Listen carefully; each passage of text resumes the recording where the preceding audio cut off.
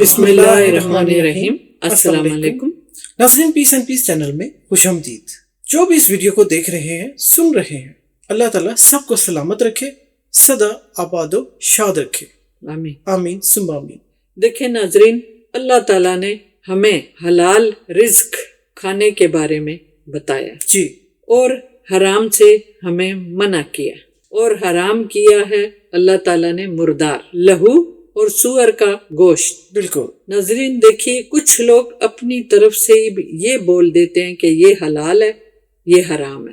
اس بارے میں اللہ تعالیٰ نے ہمیں ہدایت دے رکھی ہے، وہ ہے سورہ نحل کی آیت نمبر 114۔ جی ناظرین، بالکل یہی بات اللہ تعالیٰ نے بڑے اچھے طریقے سے تفصیلاً بتا رکھی ہے سورہ نحل آیت نمبر 114 میں۔ اسی کا ترجمہ آپ کے سامنے پیش کرتے ہیں۔ پس کھاؤ اس میں سے جو رزق دیا ہے تم کو اللہ نے، حلال طیب، اور طیب کا مطلب تو آپ کو پتہ ہی ہے، پاک۔ اس کے بعد اللہ تعالیٰ ایک اور بات کرتے ہیں، کہتے ہیں اور شکر کرو اللہ کی نعمت کا، اور اگر تم اس کی عبادت کرتے ہو، یعنی ہمیں اللہ پر ایمان ہے، اللہ کی عبادت کرتے ہیں، ایک ہی معبود ہے، تو شکر ہمیں اللہ کا ہی کرنا ہے۔ جب بھی ہم کھانا کھاتے ہیں تو ہمیں اللہ کا شکر ادا کرنا چاہیے۔ اب دیکھیے، جو اللہ تعالیٰ نے دی ہیں نعمتیں، اس کا بھی شکر ادا کرنا چاہیے۔ بالکل ٹھیک۔ اب دیکھیے آیت 115 میں اللہ تعالیٰ نے حرام کے بارے میں بتایا ہے۔ جی، سورہ نحل اس کی آیت نمبر 115 کا ترجمہ، در حقیقت حرام کر دیا اس نے تم پر مردار اور لہو اور سور کا گوشت۔ دیکھیے، تین چیزیں اللہ نے بتائیں، ایک مردار جو پہلے سے مرا ہوا جانور ہو، خون جو لہو کہتے ہیں جسے، اور سور کا گوشت۔ اب دیکھیے اس کے بعد اور کیا چیز ہے، اور وہ پکارا جائے نام غیر اللہ کا جس پر، دیکھیے اللہ کے علاوہ اگر کسی کا نام پکارا گیا اس کو ذبح کرتے وقت تو وہ بھی حلال نہیں ہے۔ یہ اللہ تعالیٰ نے واضح طور پر بتا دیا ہے کہ یہ ہے وہ حرام چیزیں۔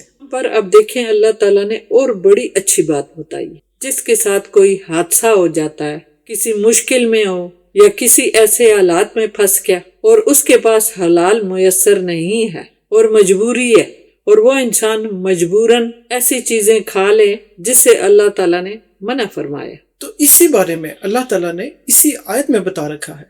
دیکھیے ترجمہ ہے، پس جو ناچار ہو جائے کہ سرکش نہ ہو، یعنی ظالم نہ ہو، مغرور نہ ہو، اور حد سے نہ نکلنے والا ہو۔ دیکھیے اللہ تعالیٰ بتا رہے ہیں، پس جو ناچار ہو جائے یعنی مجبور ہو جائے کہ سرکش نہ ہو اور حد سے نکلنے والا نہ ہو، تو اس کے لیے اللہ تعالیٰ نے یعنی مطلب ہے کہ جان بوجھ کے یہ کام نہ کرے، اور اس میں سرکش اور وہ گھمنڈی نہ ہو، گھمنڈ کرنے والا بڑا ہاں، تو اس کے لیے اللہ تعالیٰ نے کہا ہے تو یقیناً اللہ بخشنے والا مہربان ہے، یعنی اللہ تعالیٰ اس کی بخشش کر دے گا، یعنی اس نے جان بوجھ کے نہیں کیا، مجبوری کی حالت میں کی، بالکل، تو اسے گناہ نہیں ملے گا۔ تو ناظرین، یہ تھی ہماری آج کی ویڈیو، امید ہے آپ کو پسند آئی ہوگی۔ اللہ تعالیٰ کے پیغام ہم آپ کے ساتھ شیئر کرتے ہیں، اور ویسے تو سارا قرآن پاک ہی بہت ہی زیادہ امپورٹنٹ ہے ہمارے لیے، اس کی ایک ایک لائن، ایک ایک حرف، اس میں ہمارے لیے اللہ تعالیٰ نے سبق رکھا ہے، نصیحت رکھی ہے، ہمارا زندگی گزارنے کا طریقہ کیا ہونا چاہیے، اس کی آگاہی اللہ تعالیٰ نے ہمیں دے رکھی ہے۔ تو اس ویڈیو کے ساتھ آپ سے چاہتے ہیں اجازت۔